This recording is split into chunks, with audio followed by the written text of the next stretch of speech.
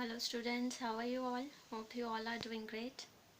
So today we are going to start the second part of the chapter The Hunt, which is chapter number 14 of class 7th. And in the last video we have done till page number 151, right side first paragraph. So let's start with it. One of the huntsmen rode up and whipped off the dogs, who would soon have torn her to pieces. अब क्या होता है, जो huntsman जो उस hair का पीछा कर रहे थे उनमें से जो एक हंट्समैन था वो क्या करता है, उन डॉग्स को विप्ड यानी वहाँ विप्ड का मीनिंग है बीट, उनको हंटर से अपनी चाबुक से बीट करता है, मारता है. who would soon have turned her to pieces. Otherwise क्या होता, वो जो डॉग्स थे उस हेयर के पीसेस कर देते, उन्हें टुकड़ों में उसे काट देते. He held her up by the leg torn and bleeding, and all the gentlemen seemed well pleased. Otherwise क्या होता, वो जो hunting dogs थे वो उसको pieces में टॉर्न कर देते. He held her up by the, अब उस huntsman ने उस hair को उठाया और उसकी लेग से उठाया, जो कि पूरी तरह से इंजर्ड थी, ज़ख्मी थी और ब्लीड कर रही थी, खून बह रहा था उसमें से. And all the gentlemen seemed well pleased. As for me, I was so astonished that I did not at first see what was going on by the brook. और जहाँ तक मेरा सवाल था, मैं astonished का मीनिंग यहाँ है हैरान होना, और मैं इतना ज़्यादा हैरान था that I did not at first see, पहली बार तो मैं देख ही नहीं पाया what was going on by the brook. brook का मीनिंग है small stream यानी झरना, कि उस झरने के साइड पर उधर क्या हो रहा है. But when I did look there was a sad side. जब मैंने वहाँ देखा तो मुझे एक बहुत ही उदासी वाला दृश्य दिखाई दिया. 2 फाइन हॉर्सेस वर डाउन. जो 2 अच्छे घोड़े थे वो क्या थे, नीचे गिरे हुए थे. 1 was struggling in the stream. उनमें से जो एक था वो स्ट्रीम यानी झरने में स्ट्रगल कर रहा था, अपने आप को बचाने की कोशिश कर रहा था, निकलने की कोशिश कर रहा था. And the other was groaning on the grass. और जो दूसरा घोड़ा था वो क्या कर रहा था, ग्रास पर ग्रोन कर रहा था. ग्रोनिंग मीन्स करहा रहा था. One of the riders was getting out of the water covered with mud, the other lay quite still. और जो एक घुड़सवार था वो पानी से निकलने की कोशिश कर रहा था और पूरा जो था कवर्ड था, मिट्टी से पूरा सना हुआ था. The other lay quite still. और जो दूसरा घुड़सवार था वो ज़मीन पर लेटा हुआ था, गिरा हुआ था. His neck is broke, said my mother. मेरी मदर ने कहा लगता है इसकी जो नेक है वो ब्रोक हो गई है. And serves him right too, said one of the colts. उसमें से एक कोल्ट्स ने बोला बहुत अच्छा हुआ इन घुड़सवार के साथ. I thought the same, but my mother did not join with us. मैंने भी बिल्कुल सेम ही सोचा जैसा कि वो सोच रहे थे, कॉल्ट सोच रहे थे.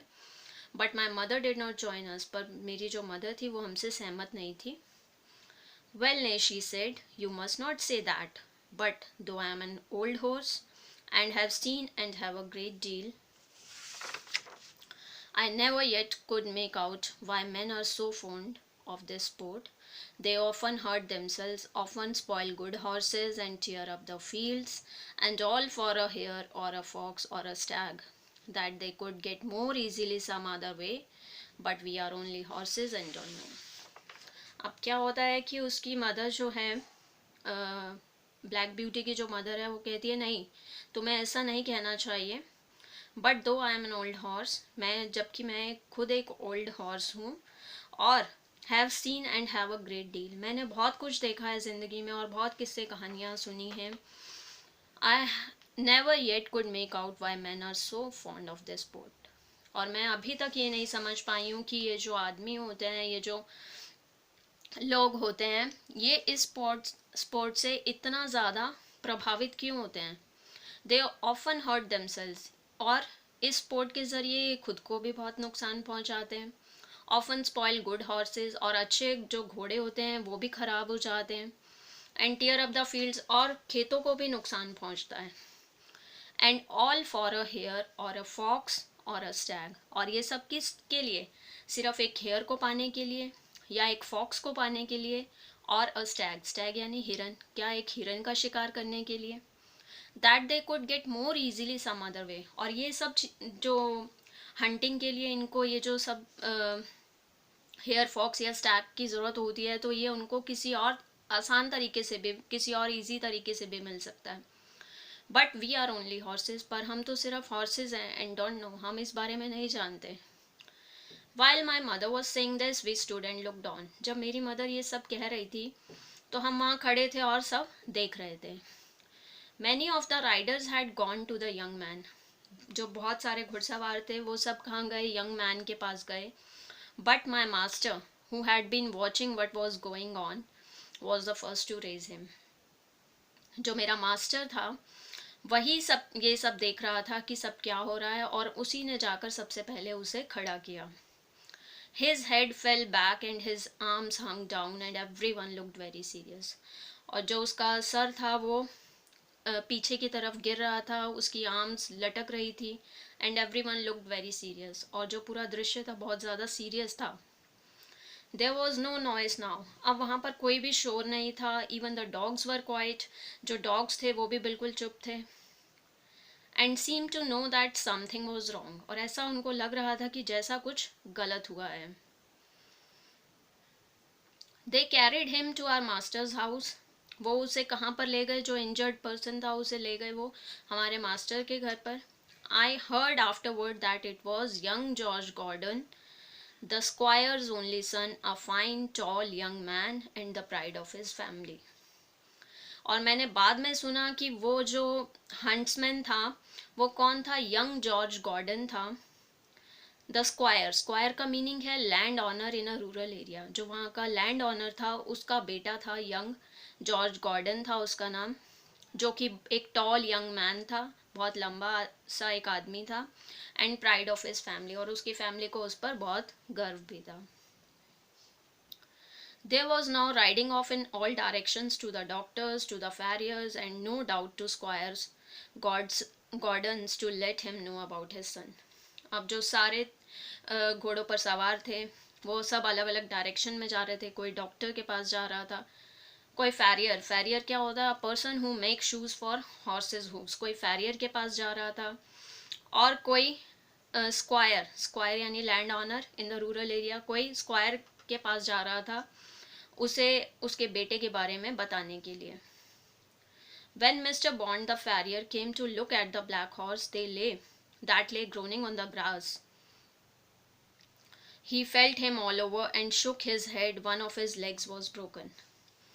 जब मिस्टर बॉन्ड, जो कि एक फैरियर था, came to look at the black horse, के पास जाकर उसे देखने लगा जो कि ग्रास पर ग्रोन कर रहा था, कराह रहा था. He felt him all over, उसने हर जगह उसको हाथ लगाकर देखा. एंड शुक हिज हेड, और उसके गर्दन को हिलाया. One of his legs was broken, उसकी जो एक लेग थी वो भी ब्रोक हो चुकी थी. Then someone ran to our master's house and came back with a gun. अब क्या होता है कि उसमें से जो एक व्यक्ति था वो कहाँ गया, हमारे मास्टर के घर पर गया. And came back with a gun, और अपने साथ एक गन लेकर आया.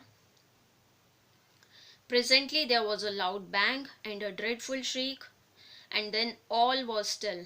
The black horse moved no more. और क्या हुआ, अचानक से एक बहुत तेज़ी से एक आवाज़ आई, चीखने चिल्लाने की आवाज़ आई. And then all was still, और सब कुछ शांत हो गया. The black horse move no more. अब जो ब्लैक हॉर्स था बिल्कुल भी मूव नहीं कर पा रहा था. My mother seemed much troubled. She said she had known that horse for years, and that his name was Rob Roy. He was a good horse, and there was no vice in him. She never would go to that part of the field afterward. अब क्या होता है, मेरी mother जो थी बहुत ज़्यादा troubled यानी बहुत ज़्यादा परेशान दिख रही थी. She said she had known that horse for years. उन्होंने बोला कि वो इस हॉर्स को बहुत सालों से जानती थी. And that his name was Rob Roy, और उसका नाम रॉब रॉय था.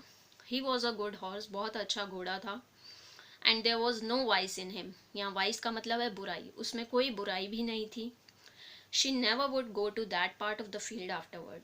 अब जो मेरी मदर थी उन्होंने बोला वो कभी भी उस फील्ड की तरफ नहीं जाएंगी. Not many days after, we heard the church bell tolling for a long time. And looking over the gate, we saw a long, strange black coach that was covered with black cloth and was drawn by black horses. After then, came another and another and another, and all were black, while the bell kept tolling. They were carrying young Gordon to the churchyard to bury him. He would never ride again. What they did with Rob Roy I never knew, but it was all for a one little hair. अब क्या होता है, कुछ दिनों बाद क्या होता है, we heard the church bell tolling for a long time. बहुत लंबे समय बाद हम चर्च की टन टन की आवाज़, टॉलिंग मीन्स टन टन, टन टन की आवाज़ हम सुनते हैं. And looking over the gate, और जब हम गेट की तरफ देखते हैं, we saw a long strange black coach. हम देखते हैं कि एक बहुत ही लंबा सा और बहुत ही स्ट्रेंज ब्लैक कोच देखते हैं. दैट वॉज कवर्ड विद, जो कि ब्लैक कपड़े पहने हुए होता है. And was drawn by black horse's, और उसको कौन लेकर जा रहे होते हैं, ब्लैक हॉर्सेज लेकर जा रहे होते हैं. After that came another, and और उसके बाद एक के बाद दूसरा, दूसरे के बाद तीसरा. एंड ऑल वर ब्लैक, सब ब्लैक कपड़े पहने हुए होते हैं. While the bell kept tolling and tolling, और जो बेल होती है वो टन टन की आवाज़ करती ही रहती है. दे वर कैरिंग यंग गॉर्डन, और वो किसको लेकर जा रहे होते हैं, ब्लैक हॉर्सेस, गॉर्डन को लेकर जा रहे होते हैं. To the churchyard to bury him, churchyard लेकर जा रहे होते हैं कि वहाँ पर उसको बरी कर सके, उसको दफना सके. He would never ride again, अब वो दोबारा कभी राइड नहीं कर सकता. What they did with Rob Roy, उन्होंने रॉब रॉय के साथ क्या किया, आई नेवर न्यू, मुझे बिल्कुल नहीं पता. But it was all for one little hare, पर ये सब चीज़ें जो इन्होंने की वो किसके लिए की, सिर्फ एक छोटे से हेयर को पाने के लिए. तो यहाँ पर स्टोरी एंड होती है. होप आप सबको स्टोरी समझ आ गई होगी. अगर आपको मेरी वीडियो पसंद आई तो प्लीज़ इसे लाइक कीजिए, सब्सक्राइब कीजिए और शेयर कीजिए. Thank you.